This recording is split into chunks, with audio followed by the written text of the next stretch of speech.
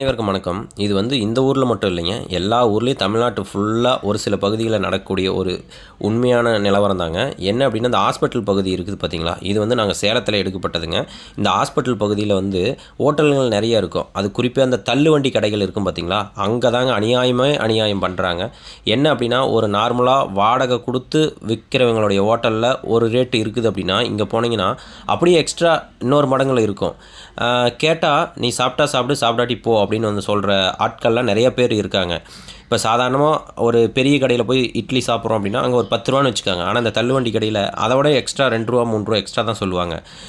நான் போய் சாப்பிட்ட அனுபவத்தில் சொல்கிறேங்க. 3 இட்லி வாங்கினா 40 ரூபாயாம், 4 இட்லி வாங்கினா 50 ரூபாயாம்மா. அது என்ன கணக்குன்னு புரியல. சாதாரணமாக ஒரு இருக்கிற கடையில் அந்த ஹாஸ்பிட்டலில் இருக்கிற கேன்டீனில் போய் சாப்பிட்டா வெறும் 10 ரூபா தான் இட்லி. ஏன்னா இத்தனைக்கும் அவங்க வாடகை கொடுத்து எல்லாம் பண்ணுறாங்க. இவங்க தள்ளுவண்டியில் குடுக்குறாங்க. ஆனா, எதுக்கு இந்த அநியாயம் பண்றாங்கன்னு தெரியல. இது தமிழ்நாடு ஃபுல்லா நடக்கக்கூடியது. உங்களுக்கும் நடந்திருக்கும்.